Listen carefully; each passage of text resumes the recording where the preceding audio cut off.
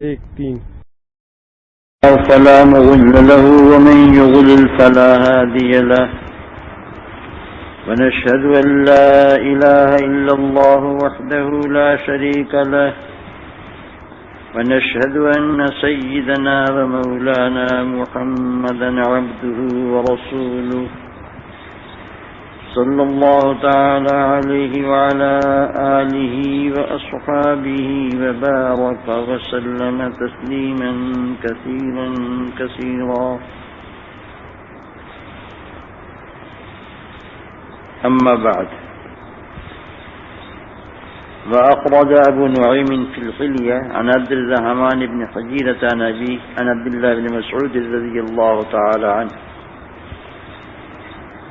أنه كان يقول إذا قعد إنكم في ممر الليل والنهار في أجال منقوصة وأعمال محفوظة والموت يأتي بغتة فمن يزرع خيرا يوشك أن يحصد رغبة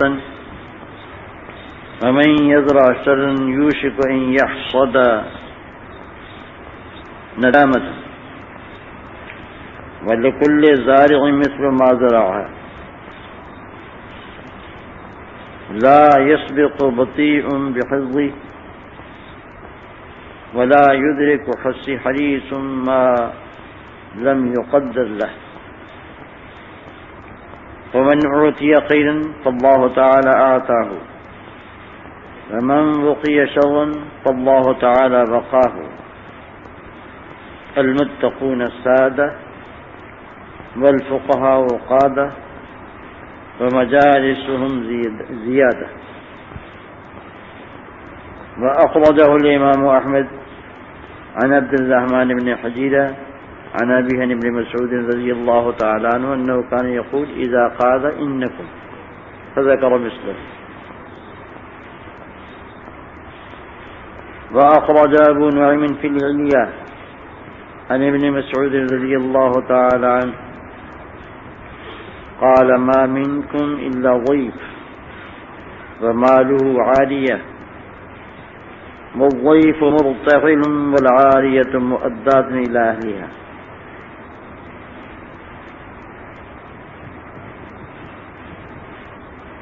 وأخرج أبو نعيم في الحلية عن عبد الرحمن بن عبد الله بن مسعود عن أبيه قال أتى رجل فقال يا أبا عبد الرحمن علمني كلمات جوامع نوافع فقال اعبد الله ولا تشرك به شيئا وظلم القرآن حيث زال ومن جاءك بالحق فاقبل منه وإن كان بعيدا بغيضا ومن جاءك بالباطل فردد عليه وإن كان حبيبا قريبا.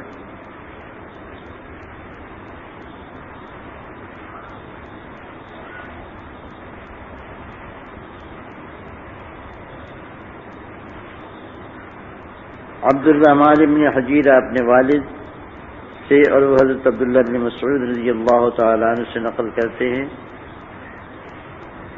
کہ جب وہ مجلس میں بیٹھتے تھے تو فرماتے تھے تم لوگ رات اور دن کی راہ گزر پر ہو.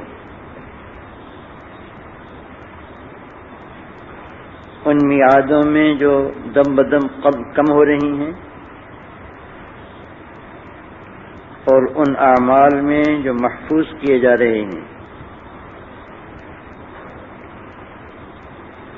اور موت اچانک آئے گی. سو جو شخص نیکی کاشت کرتا ہے وہ بہت جلد رغبت کے ساتھ اس کی فصل کاٹے گا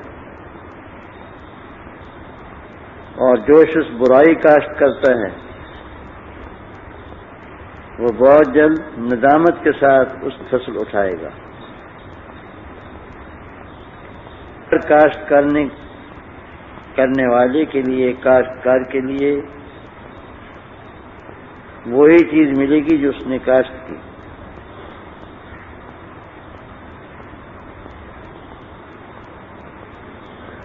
کوئی سست آدمی اپنے حصے سے پیچھے نہیں رہ سکتا،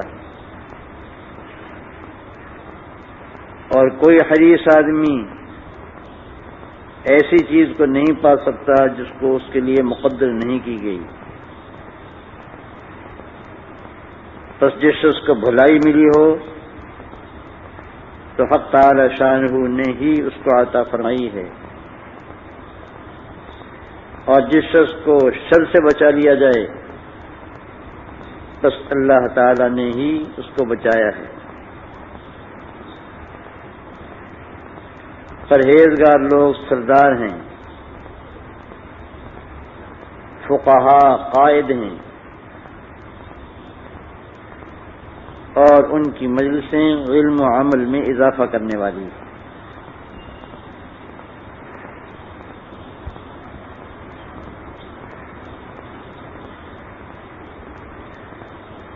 حضرت ابن مسعود رضی اللہ تعالیٰ عنہ سے دوسری روایت میں ہے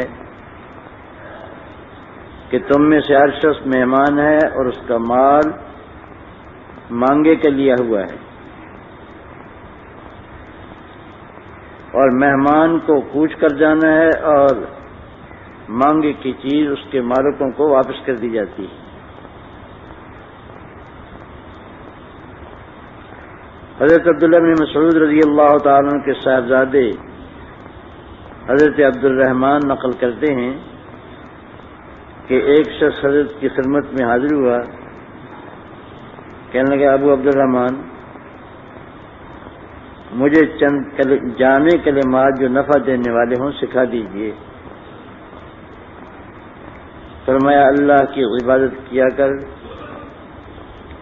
اس کے ساتھ کسی کو شریک نہ ٹھہرا،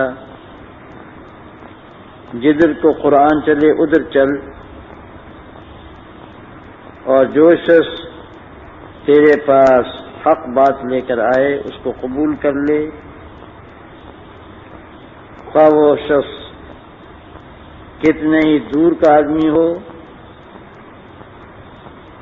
اور تیرے لیے ناپسندیدہ ہو،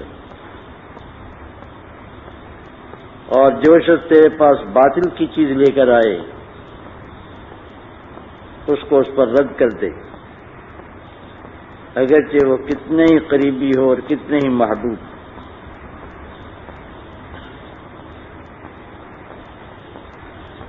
حضرت عبداللہ بن مسعود رضی اللہ تعالیٰ عنہ کے مواعظ ہیں، اپنی مجلس میں دوستوں کے پاس بیٹھتے تھے تو اکثر یہ بات ارشاد فرمایا کرتے تھے کہ تم لوگ رات اور دن کی راہ گزر پر بیٹھے ہو،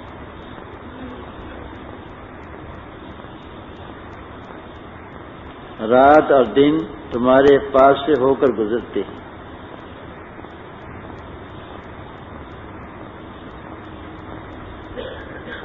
اور رات اور دن کا گزرنا بچے کو بوڑھا کر دیتا ہے اور بوڑھے کو قبر میں لے جاتا ہے۔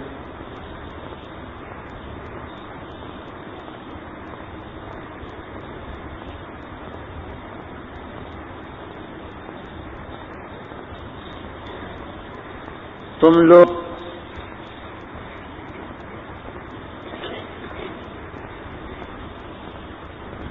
اپنی اپنی میعادیں دے کر کے بھیجے گئے ہو،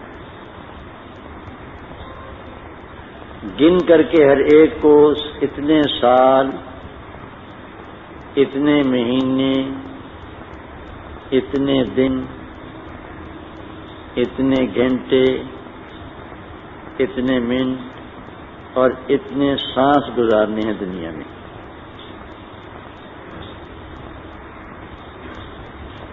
اپنی عمر کا چارٹ تم ساتھ لے کر آئے ہو،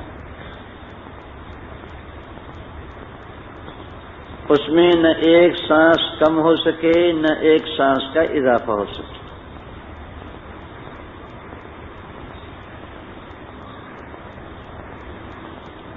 اور یہ دن اور رات کا گزرنا جس چوراہے پر تم بیٹھے ہو یہ تمہاری عمروں کو کم کر رہا ہے،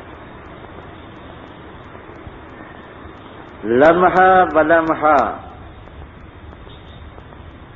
تمہاری عمر کم ہو رہی ہے.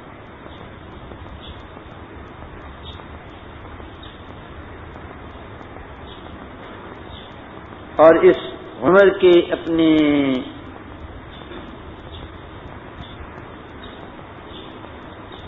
پیمانے میں تم جتنے اعمال بھر رہے ہو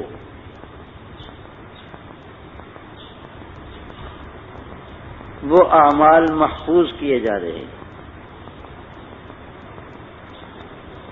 عمریں منقوص یعنی کم ہو رہی ہیں اور وقت کے پیمانے میں جتنے اعمال تم نے بھرے ان کو محفوظ کیا جا رہا ہے.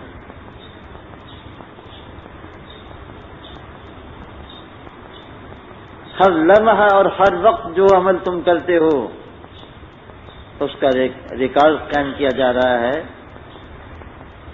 اور اس کا نام عمل تیار ہو رہا ہے.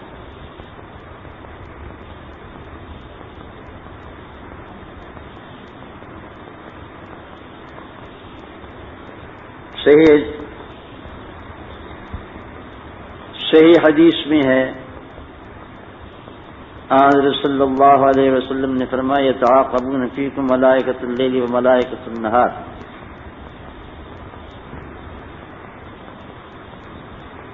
دو نمازوں میں دن کے فرشتے اور رات کے فرشتے تم پر باری بدلتے ہیں. ایک فجر کی نماز میں اور ایک عصر کی نماز میں.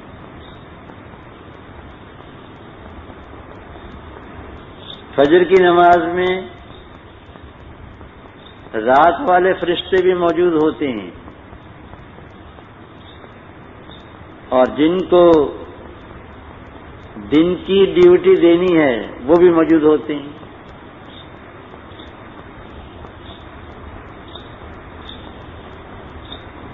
نماز سے فارغ ہو کر وہ نام عمل دن والے فرشتوں کے سپرد کر دیتے ہیں. اسی طرح عصر کی نماز میں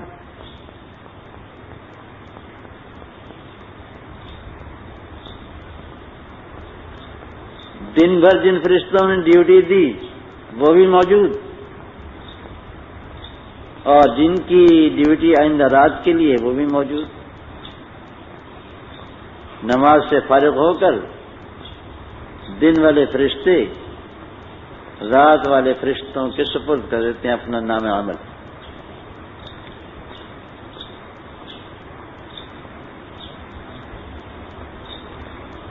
حدیث میں یوں آتا ہے اسی حدیث میں کہ جب فرشتے یہاں سے فارغ ہو کر ڈیوٹی سے فارغ ہو کر اللہ تعالیٰ کے پاس جاتے ہیں تو اللہ تعالیٰ ان سے پوچھتے ہیں، حالانکہ اللہ تعالیٰ جانتے ہیں، فیما ترکتم عبادی، تم میرے بندوں کو کس حال میں چھوڑ کر آئے ہو؟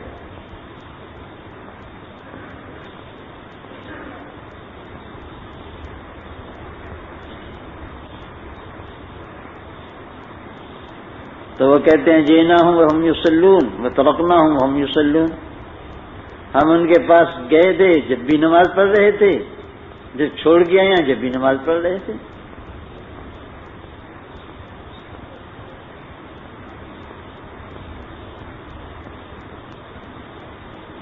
یہ دو وقت دن میں دو وقت کی شہادت ہے فرشتوں کی اہل اسلام کے لیے، اور اسی بنا پر فجر کی نماز اور عصر کی نماز کی مزید تاکید فرمائی گئی، تاکید در تاکید فرمائی گئی. اور اسی بنا پر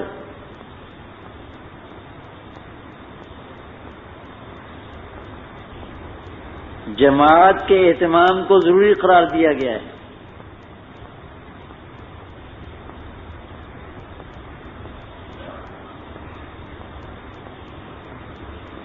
لوگ اپنی اکیلے نماز پڑھ لیتے ہیں، پتہ نہیں کیسے پڑھ لیتے ہیں.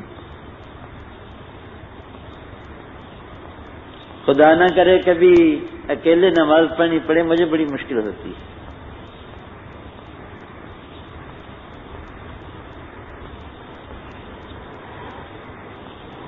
فرض نماز اکیلے پڑھی ہی نہیں جاتی.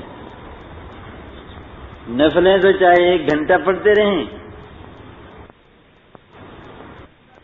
لیکن فرض نماز 5 منٹ کے لیے نہیں پڑھی جاتی.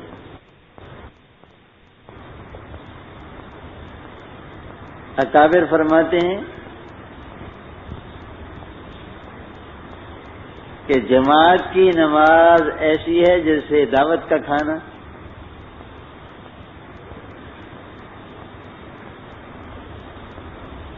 اور اکیلے کی نماز ایسی ہے جیسے روٹی اپنے ہاتھ پر رکھی کھانے لگ گیا.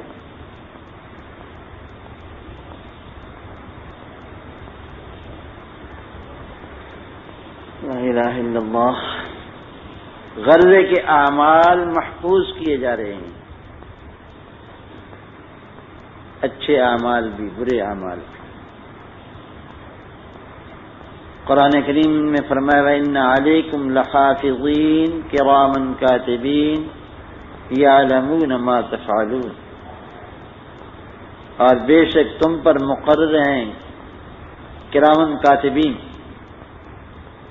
بہت ہی معزز فرشتے لکھنے والے، جو تمہارے اعمال کی محافظت اور نگہداشت کرتے ہیں. تم پر نگران مقرر ہیں جن کو کرامن کاتبین کہا جاتا ہے.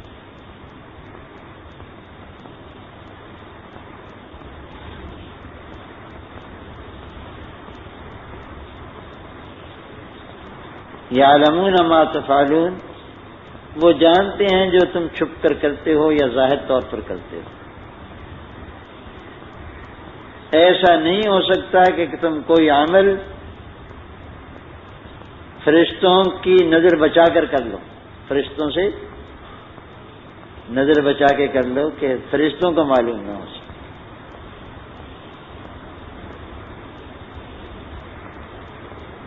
آج کل تو آٹومیٹک مشینوں کا دور ہے، مسئلے کا سمجھنا بہت آسان ہو گیا ہے. ادھر تمہارا عمل شروع ہوا اور ادھر خود بخود ان کا قلم چلنے لگا. خودکار مشینیں ہیں ان کے پاس تمہارے اعمال کی حفاظت کرنے کے لیے، اقوال کی بھی افعال کی بھی، حتیٰ کہ دل کے ارادوں کی بھی.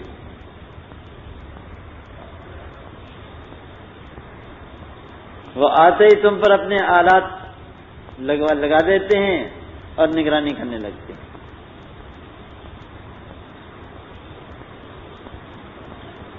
تم خلوت میں ہو یا جلوت میں ہو، گھر میں ہو یا محفل میں ہو، یا رات کی تنہائی میں ہو یا دن کی روشنی میں ہو، فرشتوں کی نظر سے غائب نہیں ہوتے.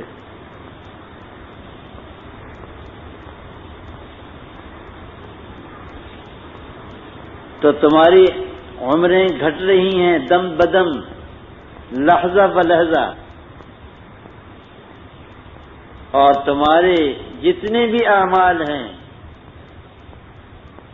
ان پر کرامن کاتبین نگران مقرر ہیں، ان کو محفوظ کیا جا رہا ہے، ان کا ریکارڈ کیا جا رہا ہے.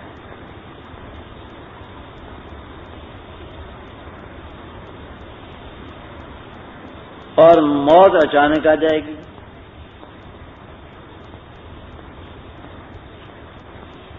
کبھی تو اس طرح اچانک آتی ہے کہ ہم بھی اس کو اچانک کہتے ہیں، اور کبھی بظاہر موت سے پہلے آدمی بیمار ہوتا ہے، کمزور ہوتا ہے،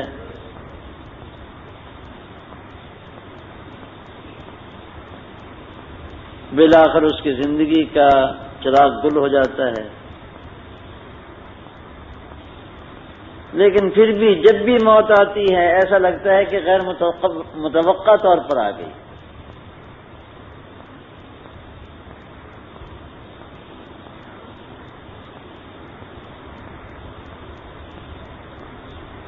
مریض کے پاس لوگ بیٹھے ہیں، ہنسی مذاق کر رہے ہیں،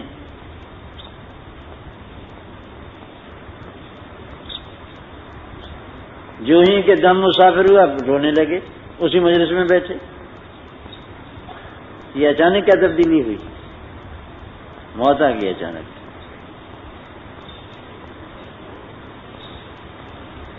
تو موت کے بارے میں یہ معلوم نہیں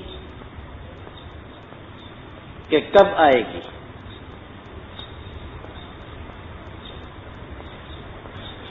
تمہاری زندگی کا چراغ کب بجھ جائے گا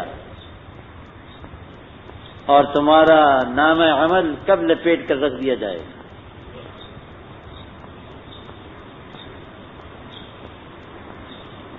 حضرت فرماتے ہیں کہ کسی نے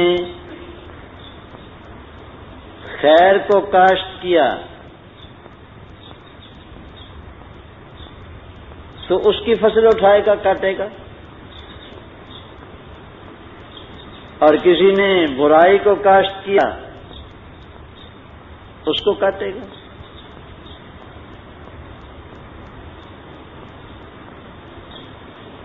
یوں کہتے ہیں دنیا مزرعۃ الآخرہ، دنیا آخرت کا کھیت ہے. یہاں تم اپنے اعمال کی کاشت کر رہے ہو، اور جو بوگے وہ کاٹو گے.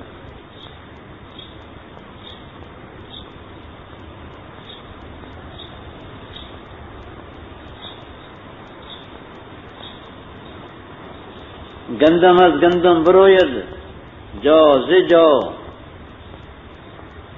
از مکافات عمل غافل مشو. گندم کاشت کرو گے تو گندم کاٹو گے،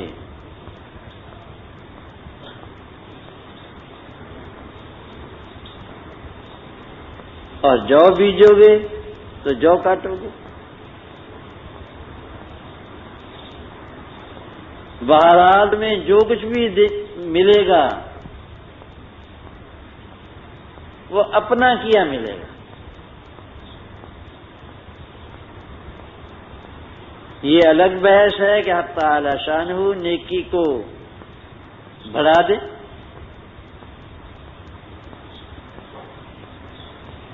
اور اپنی رحمت سے برائی کو مٹا دیں.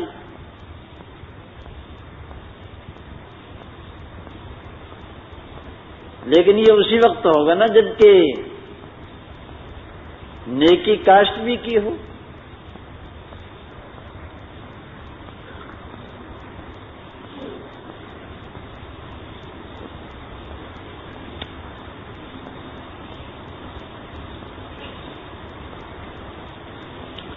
شیخ سعدی رحمۃ اللہ علیہ فرماتے ہیں کہ جو کاہل آدمی زمین کی کاشت کے وقت جبکہ بیج ڈالنے کا موسم ہوتا ہے، بوائی کا موسم ہوتا ہے، میٹھی نیند سوتا رہے، اس کو کٹائی کے دن پتہ چلے گا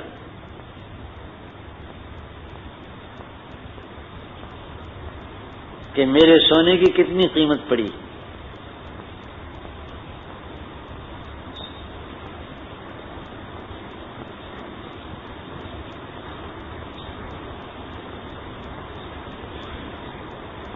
جہاں تک دنیا کا تعلق ہے، دنیا کی قسمت کا تعلق ہے، وہ بھی ساتھ لکھ کے دے دی گئی. لا یسبق بطیء بحظہ، ایسا ممکن نہیں کہ ایک سست آدمی اپنا حصہ اس لیے وصول نہ کر سکے کہ ذرا سے سستی ہو گئی تھی. نہیں، جتنا تمہارے لیے لکھا ہوا ہے وہ تمہیں ملے گا.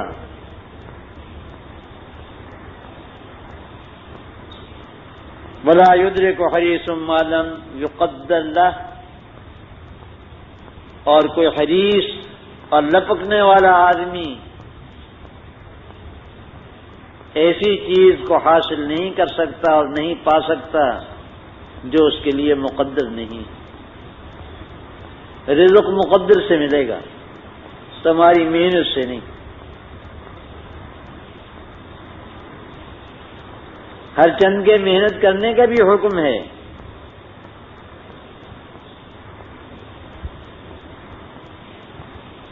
حدیث شریف میں ہے طلب الحلال فریضۃ بعد الفریضہ، حلال کا طلب کرنا فریضہ ہے بعد فریضہ کی. فریضہ ہے بعد فریضہ کی، جس کا مطلب یہ ہے کہ فرائض شرعیہ ادا کرنے کے بعد اگر وقت بچتا ہے تو اس میں طلب حلال بھی فرض ہے. ہمارے حضرت حکیم الامت قدس سرہ ارشاد فرماتے تھے کہ اب یار لوگوں نے بعد الفریضہ کا لفظ اڑا ہی دیا ہے. بس ایک ہی بات یاد رہے گی کہ رزق کا تلاش کرنا بھی تو فرض ہے، روٹی کمانا بھی تو فرض ہے.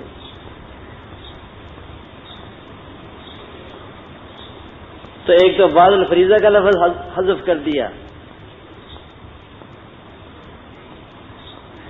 اور میں کہتا ہوں کہ ساتھ کے ساتھ طلب الحلال کا لفظ بھی حذف کر دیا لوگوں نے. بس اتنا یاد رہے گا کہ روٹی کمانا فرض ہے. رسول اللہ صلی اللہ علیہ وسلم فرما رہے تھے کہ فرائض شرعیہ ادا کرنے کے بعد حلال کا تلاش کرنا فرض ہے. حلال ملتا ہے تو لو، نہیں ملتا نہ لو. رزق کا ٹھیکہ تمہارا نہیں ہے، اللہ میاں نے خود اٹھایا ہوا ہے.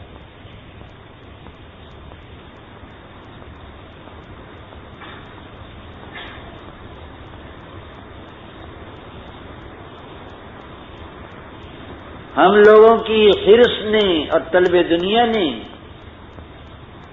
باقی فرائض کو تو غارت کر دیا. نماز فوت ہوتی رہے، جماعت نہیں ملتی نہ ملے، اور دین کے جو فرائض ہیں دیگر وہ میسر نہیں آتے، نہ آئیں. روٹی کمانا شرط ہے.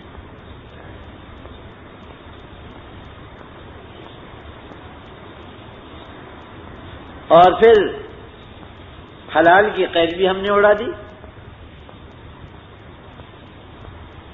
بس کمائی ہونی چاہیے، آمدنی ہونی چاہیے، حلال ہو یا حرام، اس سے بحث. صحیح بخاری شریف میں حضرت صلی اللہ علیہ وسلم کا ارشاد گرامی مروی ہے، سیاتی علی الناس زمان لا يبال المرء مما اخذ من الحلال ام من الحرام. ایک وقت آئے گا کہ آدمی کو یہ پرواہ نہیں ہوگی کہ کس چیز سے لے رہا ہے. پیسہ جو اس کو ملا کہاں سے مل رہا ہے، حلال سے یا حرام سے. حلال و حرام کا تصور ہی غائب.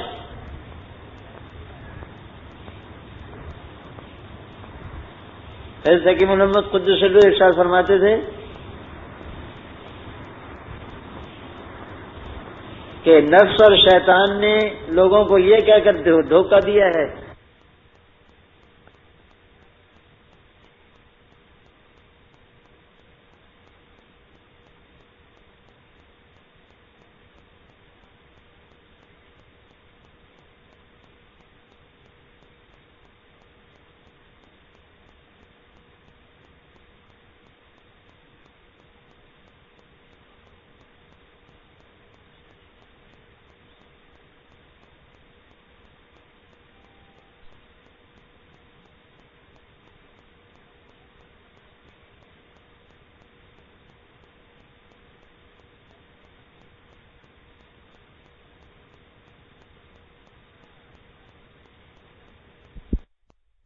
بھائی ایک ہے براہ راست سود لینا اور سود کا کاروبار کرنا، یہ تمہارے اختیار کی چیز ہے، اور ایک یہ کہ پانی اب گدلا ہو گیا وہی پینا پڑتا ہے، کیا کریں؟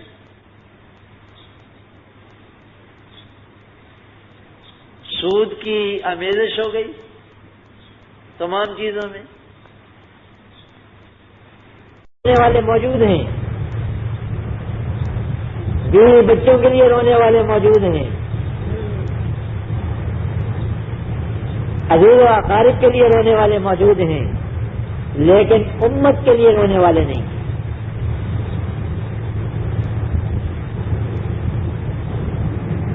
کہ رسول اللہ صلی اللہ علیہ وسلم کی امت دوزخ میں جائے، ہم گناہگاروں کو نظر حقارت سے جو دیکھتے ہیں، لیکن کبھی جذبہ تراحم ہمارے دل میں پیدا نہیں ہوتا اور ہمارے ہاتھ نہیں اٹھتے کہ یا اللہ یہ سورج دوزخ میں جائے گی، یا اللہ سے جنت میں داخل کر دیجیے۔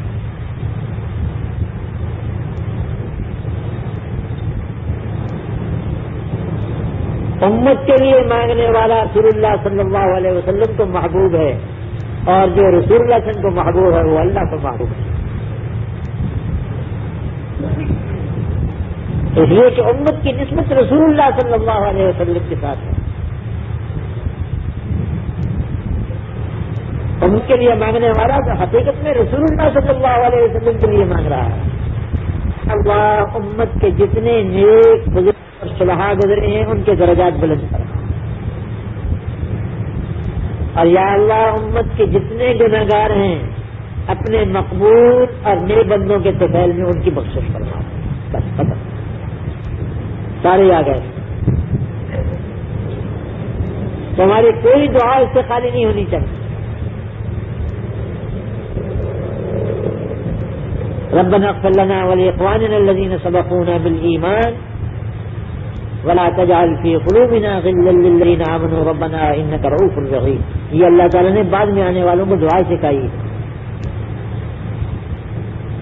کہ بعد میں جو لوگ آئے وہ یہ کہتے پہلے مہاجرین کا ذکر فرمایا، پھر انصار کا ذکر فرمایا، اور اس کے بعد دوسرے لوگوں تیسرے فریق کا ذکر فرمایا والذین جاؤوا من بعدہم، اور جو لوگ کے آئے مہاجرین و انصار کے بعد یقولون، وہ یہ کہتے ہیں ربنا اغفر لنا، اے ہمارے پروردگار ہماری بخشش فرما، ولاخواننا، اور ہمارے ان بھائیوں کی الذین سبقونا بالایمان، جو ہم سے پہلے ہو گئے ایمان کے ساتھ، ولا تجعل فی قلوبنا غلا للذین آمنوا، اور نہ رکھیے ہمارے دلوں میں کینہ ایمان والوں کی جانب سے، خدا کرے ہمارے سینے میں کسی مومن کی جانب سے کینہ نہ ہو،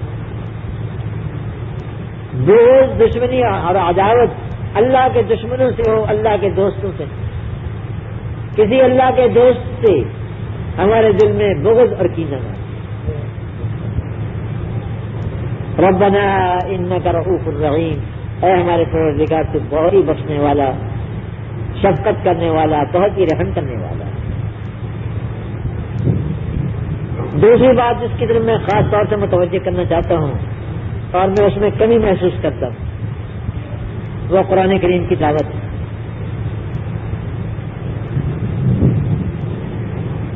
قرآن کریم کی تلاوت کا اہتمام بڑھ جانا چاہیے رمضان میں۔ ویسے بھی مسلمانوں کو قرآن کریم کی تلاوت کا اہتمام کرنا چاہیے، لیکن رمضان میں خاص طور سے بڑھ جانا چاہیے۔ جبریل علیہ الصلوۃ والسلام ہر رمضان میں آ کر رسول اللہ صلی اللہ علیہ وسلم سے دور کرتے تھے قرآن کا، جیسے جو آگے بیٹھ کے دور کرتے ہیں نا، کان یتدارس القرآن، حضرت جبریل علیہ الصلوۃ والسلام حضور صلی اللہ علیہ وسلم سے مدارست کرتے تھے، دور کرتے تھے۔ جبریل سناتے تھے، رسول اللہ صلی اللہ علیہ وسلم سنتے تھے، اور رسول اللہ صلی اللہ علیہ وسلم سناتے تھے، جبریل سنتے تھے۔ کیا شان ہے! جبریل امین کے ساتھ دور ہوتا ہے۔ تو رمضان کا مہینہ تو قرآن کریم کے دور کا ہے، کثرت سے تلاوت کرو رمضان مبارک میں، اس لیے کہ رمضان مبارک کا اور قرآن کریم کا خاص جوڑ ہے۔ یہ میں پہلے ذکر کر چکا ہوں. تیسری چیز جس کا بطور خاص رمضان میں اور اہتمام کرنا چاہیے وہ درود شریف، کثرت کے ساتھ درود شریف پڑھو. اور یہ بات یاد رکھو کہ رسول اللہ صلی اللہ علیہ وسلم کی بارگاہ عالی میں سب سے بڑا تحفہ درود شریف. حضور صلی اللہ علیہ وسلم کو تحفہ بھیجنا چاہتے ہو؟ چاہتے تو ہو لیکن تمہیں معلوم نہیں. ایک تو تمہیں پتہ معلوم نہیں کہ پتہ کیا لکھے، اور دوسرے تمہیں یہ معلوم نہیں کہ کون سی چیز زیادہ پسند ہوگی کہ ہم وہ بھیج دیں. پتہ لکھنے کی ضرورت نہیں ہے. جب تم کہہ دو گے اللہم صلی علی سیدنا و مولانا محمد وعلی آلہ و صحابہ و بارک وسلم، فوراً لفافے میں بند ہو کر مور لگ جائے گی اور رسول اللہ صلی اللہ علیہ وسلم کے پاس پہنچ جائے گی صلی اللہ علیہ وسلم.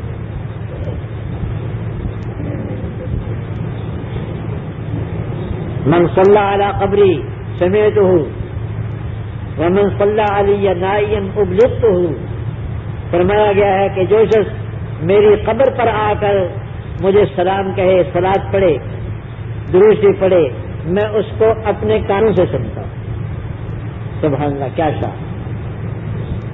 وہاں جا کے کہو صلاۃ والسلام علیک یا رسول اللہ. مزہ آئے. یہاں مسجد کے لاؤڈ اسپیکروں پر کہتے ہو، کیا مزہ ہے. جنگل میں مور ناچا کس نے دیکھا؟ جاؤ وہاں جا کر کے کہو صلاۃ والسلام علیک یا رسول اللہ. جادوؤں کے سامنے کھڑے ہو کر کہو.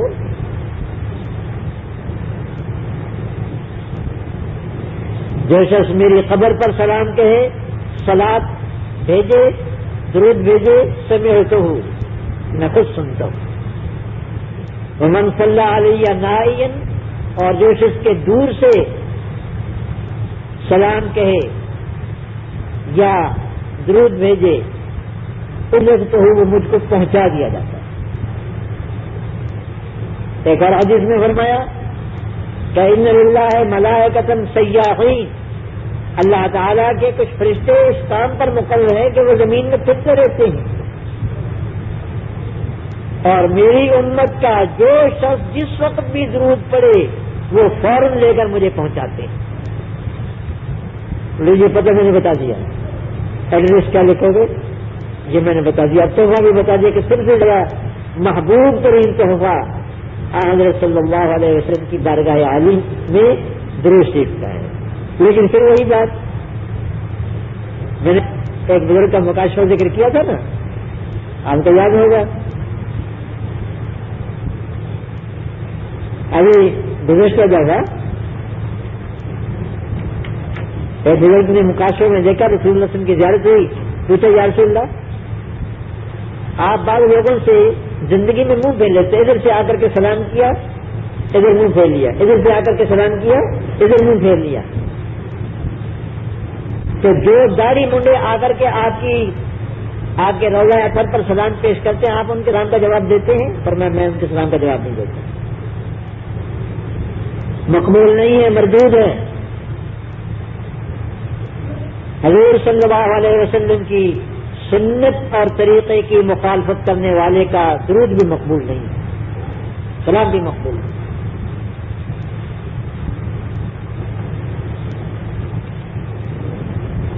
ایک بات خاص اعتکاف والوں کے لیے کہتے ہیں، وقت زیادہ ہو گیا. آپ نے دیکھا ہوگا، میں نے دیکھا ہے، اور اب بھی دیہات میں یہ رواج ہے. اعتکاف والے نکلتے تھے باہر تو اس طرح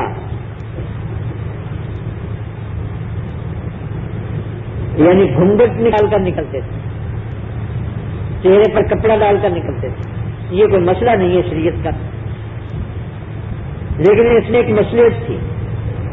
مسئلہ نہیں ہے، مصلحت ہے.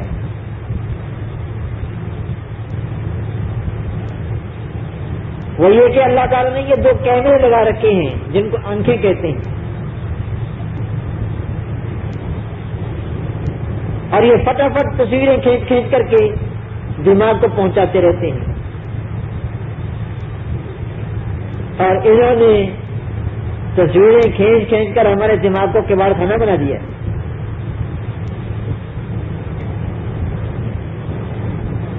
آج زیادہ تر پریشانیوں کا ایک سبب یہ بھی ہے کہ خدا جانے دنیا بھر کی کیا کیا چیزیں ہمارے دماغ میں گھسی ہوئی ہیں.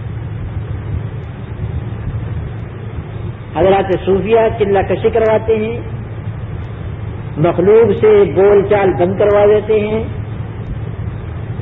حتیٰ کہ آنکھوں پر بھی پابندی لگا دیتے ہیں. مقصود اس سے تصفیہ ہوتا ہے قلب کا. تو جو حضرات اعتکاف میں بیٹھنا چاہتے ہیں، یہ بھی جیسے کہ میں نے پہلے عرض کیا تھا ایک قسم کی چلہ کشی ہے.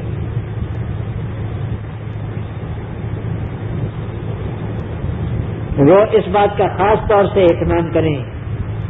وہ مسجد میں آ کر کے بیٹھ گئے ہیں، میری طرف سے کہ مجھے تو زیادہ بولنے کی عادت ہے، بیماری ہے، بولتا رہتا ہوں ہر وقت، اللہ مجھے معاف کر دے. لیکن کیا ضروری ہے کہ جس غلطی میں مبتلا ہوں اس میں آپ بھی مبتلا ہو جائیں؟ اعتکاف کے دنوں میں اپنی زبان پر پابندی لگاؤ اور کوشش کرو کہ کم سے کم بات کریں.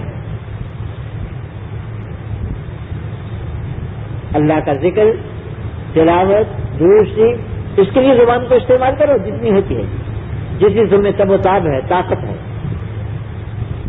لیکن عام باتیں کرنے کے لیے زبان پر پابندی لگا دو، تالا لگا دو.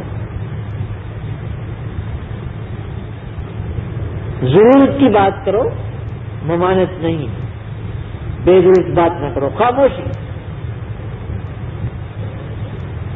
اور ایک آنکھوں پر بھی پابندی لگا دو.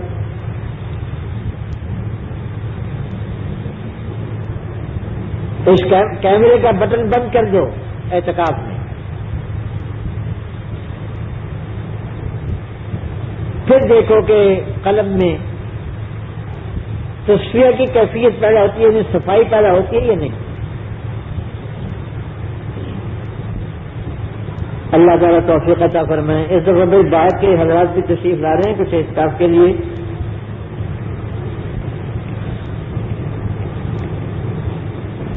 چھوٹے بچے، بےریش لڑکے، میں گزارش کروں گا کہ وہ اعتکاف میں نہ بیٹھے. اس دفعہ مجموع 100 سے زیادہ ہوگا. تو جو عبادت کرنے والے ہیں، اللہ اللہ کرنے والے ہیں، وہ حضرات اعتکاف کا اہتمام کریں. یہ بےریش قسم کے لونڈے اوپر جا کر کے شور مچاتے رہتے ہیں، دوسروں کو بھی تنگ کرتے ہیں.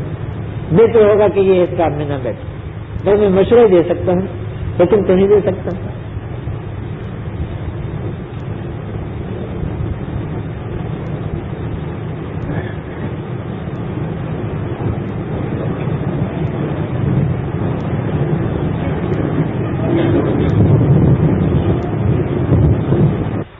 میرا بھائی، یہ اتنے مسئلے جو تم پوچھتے ہو، یہ تمہیں معلوم ہے کہ یہ تو چند محدود منٹ ہوتے ہیں. اب ایک ہی پرچے پر 6 سوال لکھے ہوئے ہیں، اور اگر ان پر ایک ایک پر میں گفتگو کروں تو مجھے اگر ایک ایک منٹ بھی ہو تو 6 منٹ تو لگے نا.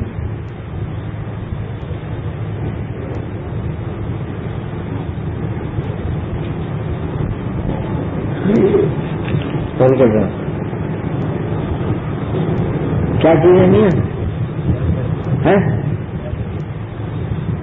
لیٹر کیا ہوتا ہے؟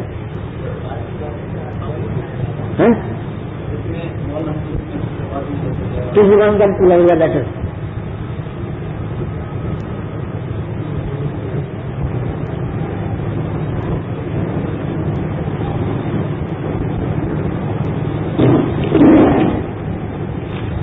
اتنی بھی عقل نہیں ہوئی مولویوں کو. مہمان ہیں آپ، اتنا فائدہ ہو گیا انگریزی کا.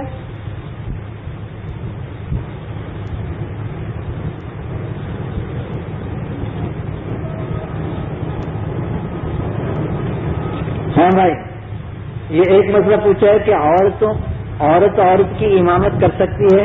مکروہ ہے بھائی. عورتوں کا امامت کرانا مکروہ ہے. اور بعض ایسی عورتیں جن کو بزرگی کا ہیضہ ہو جاتا ہے، جب ہیضہ ہو جاتا ہے بعض دفعہ، وہ جمعہ اور عید پڑھاتی ہیں، خطبہ پڑھتی ہیں باقاعدہ دیہات میں. عورتوں کے ذریعے سے بھائی خطبہ تو ہوتا ہی نہیں، جمعہ نہیں ہوتا، نہ عید پڑھ سکتی ہیں نہ یہ جمعہ پڑھ سکتی ہیں، کیونکہ جمعے کے لیے شرط ہے کہ امام مرد ہو، اور جمعہ نہیں پڑھا سکتی. دوسری نماز پڑھا سکتی ہے لیکن مکروہ ہے، اور اگر پڑھائے تو بیچ میں کھڑی ہو، جیسے کہ مردوں کا امام آگے کھڑا ہوتا ہے اگلی صف میں، ایسے نہ کھڑی ہو بلکہ درمیان میں کھڑا ہو.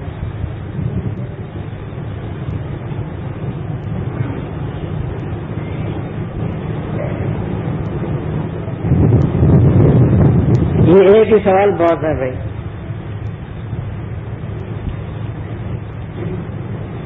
یہ ایک صاحب نے دعا کے لیے کہا ہے، بہت لمبی چوڑی دعا ہے. بھائی اللہ تعالیٰ تمہارے اس لکھی ساری دعائیں کو قبول فرمائے.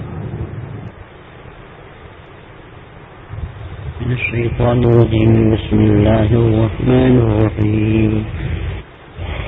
وإذ أخذنا ميثاق بني إسرائيل لا تعبدون إلا الله وبالوالدين إحسانا وذي القربى واليتامى والمساكين وقولوا للناس حسنا وأقيموا الصلاة وآتوا الزكاة ثم توليتم إلا قليلا منكم وأنتم معرضون.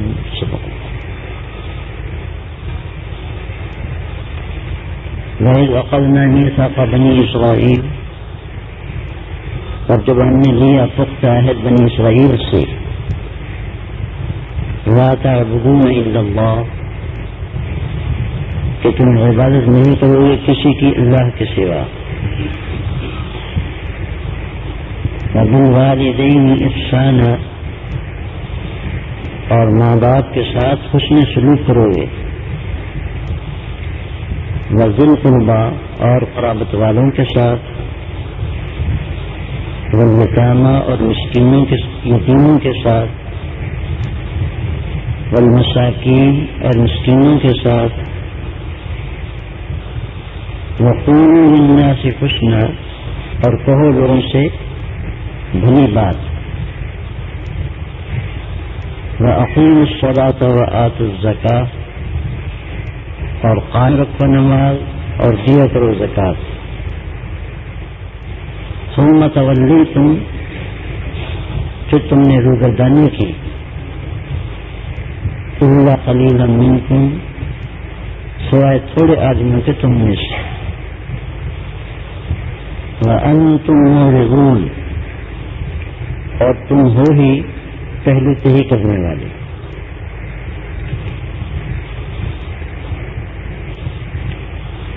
والیتامی، اور یتیموں کے ساتھ حسن سلوک کرو. یتیموں کے ساتھ حسن سلوک، ایک تو اس کے عزیز و اقارب کی طرف سے ہے، اور دوسرے عام لوگوں کی طرف سے.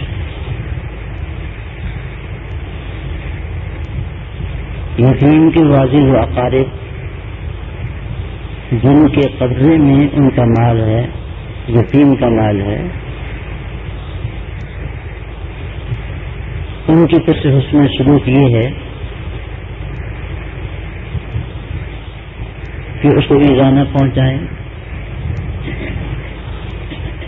اس کے مال کی نگہداشت کریں، اور اس کو تجارت اور زراعت وغیرہ کے ذریعے سے بڑھانے کی کوشش کریں، تاکہ اخراجات میں وہ ختم نہ ہو جائے.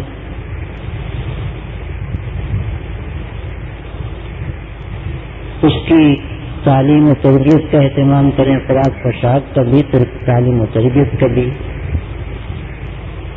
لیکن نرمی اور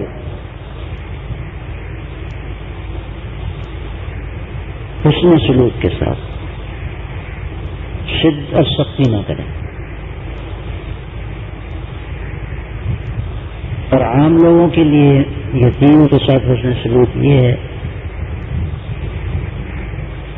کہ اس کو کسی قسم کا رنج اور ایذا نہ پہنچائیں، اس کے ساتھ شفقت اور رحمت کا معاملہ کریں، مجلسوں میں اس کو اپنے قریب بٹھائیں، اور جس طرح اپنے بچوں سے پیار کیا جاتا ہے اس سے پیار کریں، اس کے سر پر ہاتھ پھیریں، اور حد الوسع یتیم کے سامنے اپنی اولاد سے پیار نہ کریں تاکہ اس کی دل شکنی نہ ہو. پہلے قربت کے بعد اللہ تعالیٰ نے یتیموں کا ذکر فرمایا ہے.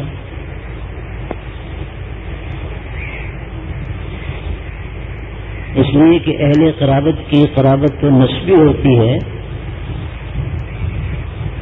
اور یتیم کی قرابت شرعی ہے.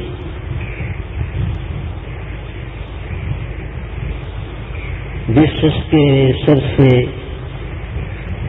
اس کے باپ کا سایہ اٹھ گیا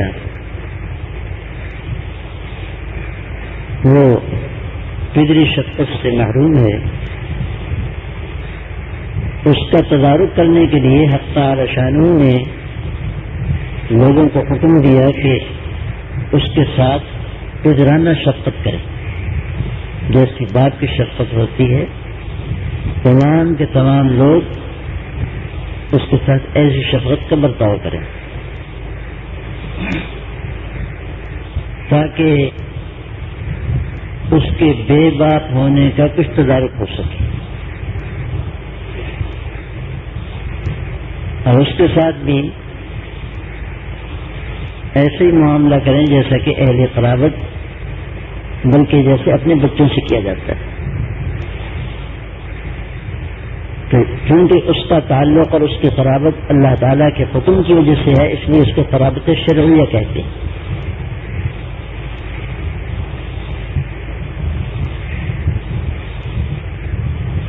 یتیم کو جھڑکنا اور مارنا یہ صحیح نہیں، البتہ تادیب کسی وقت ضرورت کے لیے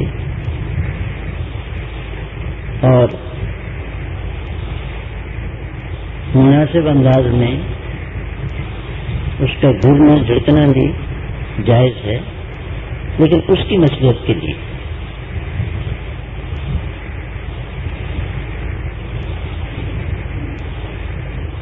چوتھا حکم دیا ہے والمساکین، مساکین کے ساتھ حسن سلوک. مسکین اس کو کہتے ہیں جس کی آمدنی اس کے خرچ کے لیے مکتفی نہ ہو، اچن کہ اس کے پاس مال ہو اور ہر چند کے وہ اپنے کام دھندے میں بھی لگا ہوا ہو، لیکن بیچارے کے اخراجات زیادہ ہیں بنسبت خرچ کے.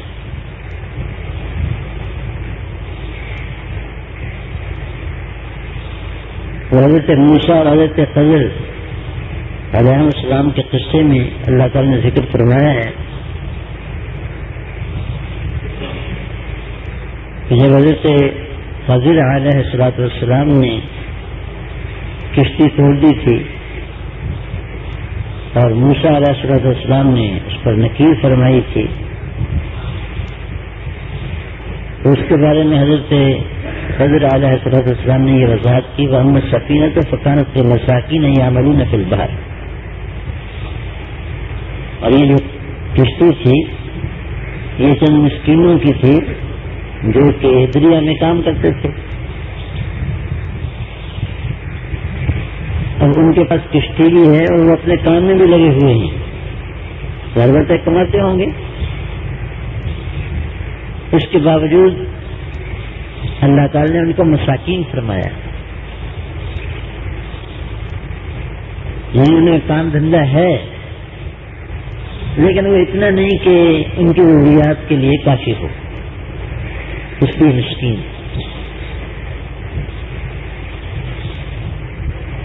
تو ایسے لوگ جو معاشی طور پر پریشان ہوں اور جن کی آمدنی ان کے خرچ کو پورا نہ کرتی ہو، ٹی وی وغیرہ کے بغیر اس زمانے میں لوگوں نے اپنی ضروریات اتنی بڑھا لی ہیں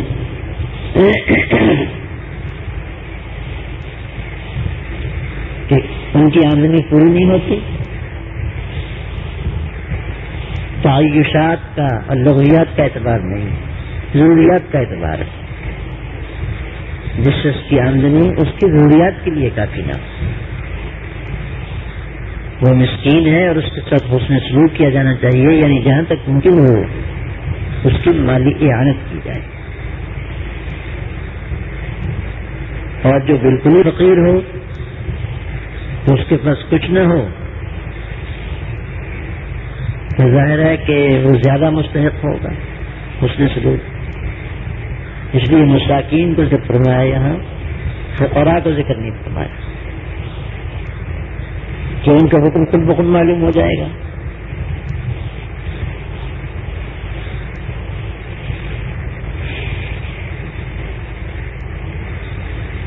وقولوا للناس حسنا،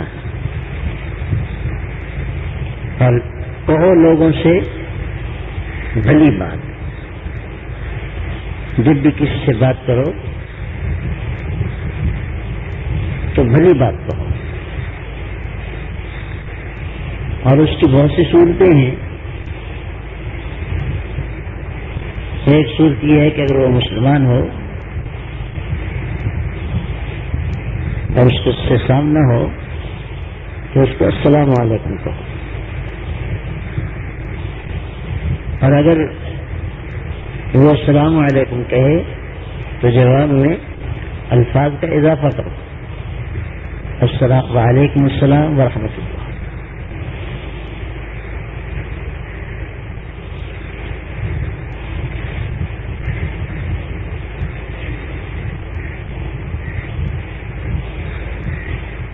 اس کی خیر خواہی جس قدر ممکن ہو سکتی ہے اس کی خیر خواہی کرو۔ ایک آدمی ایسا ہے کہ اس کو دوائی کی ضرورت ہے لیکن یہ معلوم نہیں کہ کہاں سے ملتی ہے، یہ کسی اور کام کی اس کو ضرورت ہے لیکن وہ بیچارہ نہیں جانتا، کوئی راستہ بھولا ہوا ہے اس کو راستہ بتانے کی ضرورت ہے، اور کوئی کسی خطرے کی چیز میں مبتلا ہونا چاہتا ہے اس کو خبر نہیں، اس کی اندھا جا رہا ہے، سامنے کنواں ہے اس کو نظر نہیں آتا، تو ایسے موقع پر اس کی خیر خواہی۔ تیار کردہ علمی کیسٹ گھر کیسٹ اور سی ڈی ملنے کا پتہ نو فرمال ہے۔ علمی کیسٹ گھر دکان نمبر 5 فاطمہ پلازا بالمقابل مدنی مسجد پڈل B area Karachi, phone number 63708113۔